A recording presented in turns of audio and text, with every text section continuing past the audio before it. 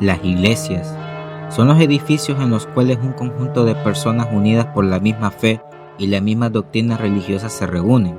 Han sido un sinónimo de paz, solidaridad y humildad, ya que desde los inicios de las comunidades, las iglesias han sido el hogar de muchas personas desamparadas o que andaban en malos pasos. Independientemente de si crees o no en Dios, es un hecho que muchas personas que han tenido problemas con alguna adicción, algún problema de salud o algún problema emocional, han encontrado un hogar en estas instituciones en las cuales han podido reformarse y reincorporarse a la sociedad como nuevas personas de bien. En las iglesias siempre se ha afirmado que hay una fuerte acumulación de emociones, y no es para menos, ya que se puede celebrar la unión de dos almas en matrimonio y en consecuencia la unión de dos familias que vivirán como una sola, pero también se hace la ceremonia de entierro de algún ser querido o familiar. Hablando desde un punto de vista paranormal, la concentración de tantas emociones hacen posible las manifestaciones de cosas que es imposible encontrarles alguna explicación.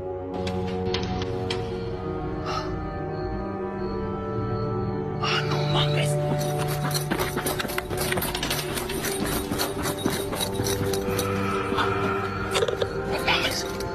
No mames.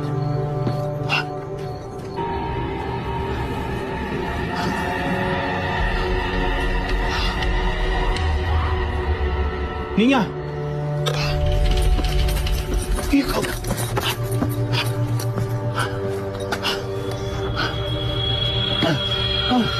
Ay, Dios mío.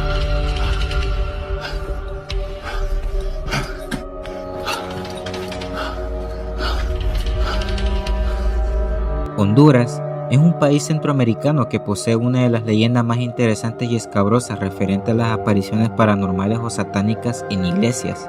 Y eso no es poco, teniendo en cuenta que existen iglesias hechas enteramente con huesos humanos, iglesias en las que se presentaron personas que marcaron para bien y para mal el futuro de la humanidad, así como otras en las que con evidencia, fe y testigos se afirma que el mismo Satanás dejó su marca. Hoy vengo a contarles la leyenda de la iglesia de Curaren.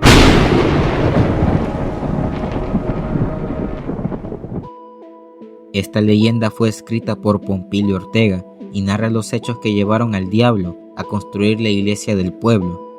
Para muchos quizás sonará extraño y para otros un sacrilegio decirlo, pero es una leyenda muy conocida e impactante para los más creyentes y se ha contado de generación en generación.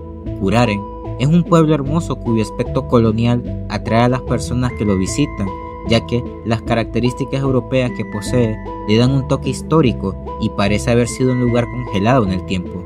Y no es para menos, ya que fue uno de los primeros pueblos en ser fundados en Honduras por el Reino de España, cuando el país aún era parte de la Nueva España.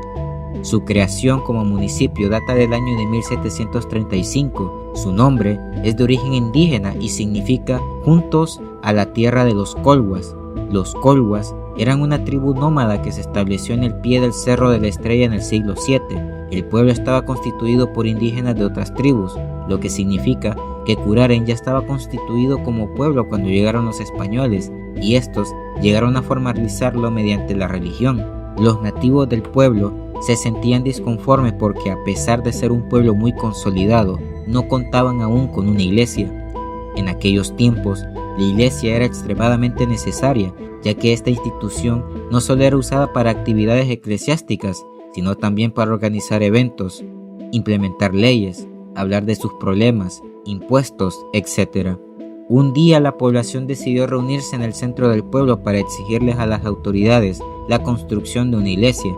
Pese a las exigencias, la creación tan temprana del pueblo mediante la influencia española significaba que no tenían los recursos suficientes para construir una iglesia.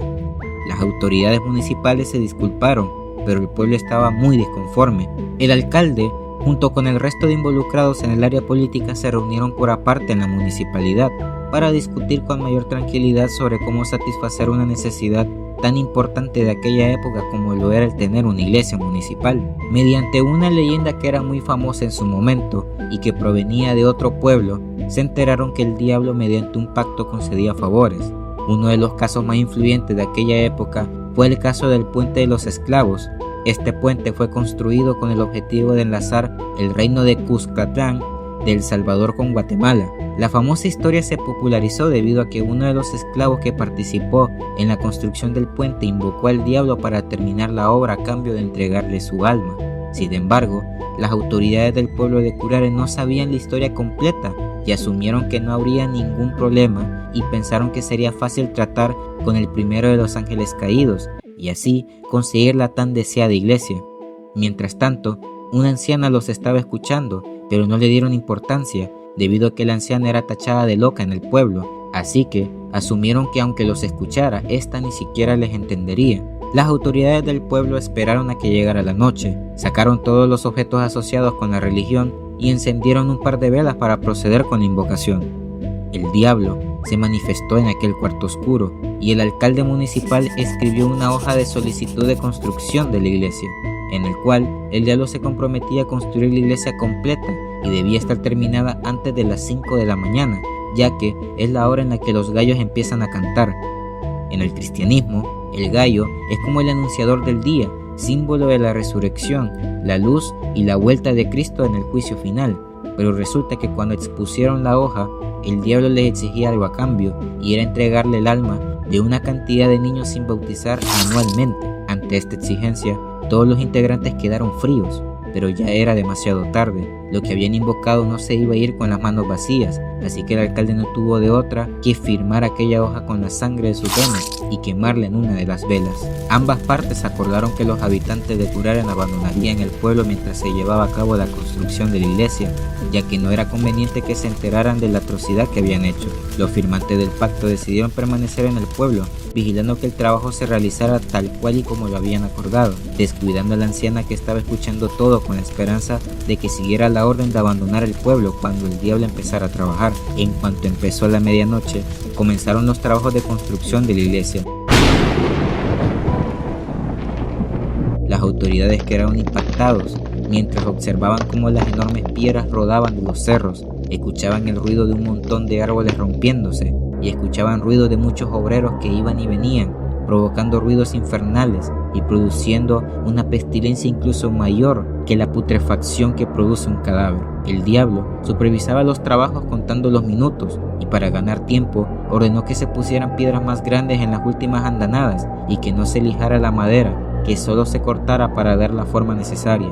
El diablo, contento y riendo a carcajadas, observaba con orgullo los avances de su obra, pues la gran cantidad de trabajadores que poseía, más la eficiencia de poseer obreros que no necesitan descanso ni alimento alguno, le garantizaban un gran triunfo. La iglesia ya se estaba repellando, ya estaban consiguiendo los materiales para construir el piso, las ventanas y demás partes de la iglesia. Las autoridades municipales estaban horrorizados y temblando de miedo, pensando en la terrible situación en la que se habían comprometido, pues veían que perderían la apuesta y que habían perjudicado la natalidad, el bienestar de las futuras generaciones, así como su reputación como políticos. Eran las 4:50 de la mañana y solo faltaba el piso y el repellado exterior de la iglesia. Tanto el alcalde como el pueblo contemplaron a lo lejos la casi culminación de la iglesia. El pueblo estaba alegre a lo lejos, pero el alcalde estaba orando y suplicando misericordia y sobre todo perdón por lo que había hecho. Sin embargo, cuando más angustiados estaban, en todo el pueblo se escuchó un fuerte. Con este suceso, la iglesia estaba incompleta y no se cumplió lo acordado. Enojado por haber perdido, el diablo dio una patada a la pared de la iglesia súper fuerte, dejando escuchar un enorme estruendo.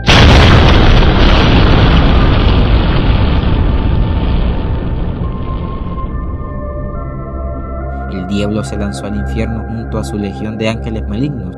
el señor de los abismos fue vencido, pero aquí la pregunta que todos los presentes hicieron fue: ¿de dónde salió el gallo si todos habían ido? Resulta que aquella anciana, que todo el mundo tachaba de loca y que a nadie le importaba, vivía cerca de donde se construiría la iglesia, y al escuchar todo, decidió quedarse para preparar algo arriesgado.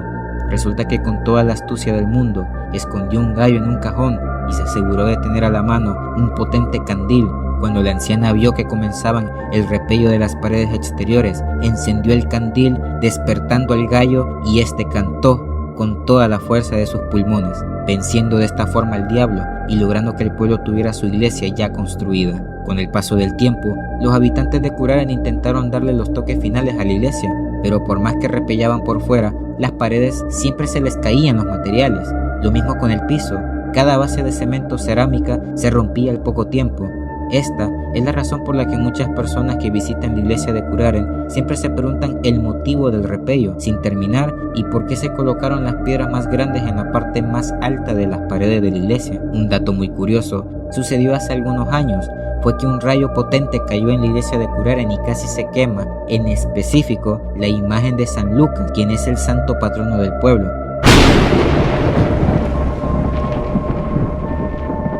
Desde ese momento, muchos ciudadanos de Curaren aseguran que el diablo jamás les ha perdonado que le hayan ganado la apuesta. Sin lugar a dudas, la iglesia de Curaren es una leyenda muy escabrosa, impactante y tenebrosa. Espero que les haya gustado. Si es así, espero que me apoyen con un me gusta, su suscripción y compartiendo este video. Eso me inspira a continuar con este tipo de videos y sin nada más que decir, les deseo dulces sueños.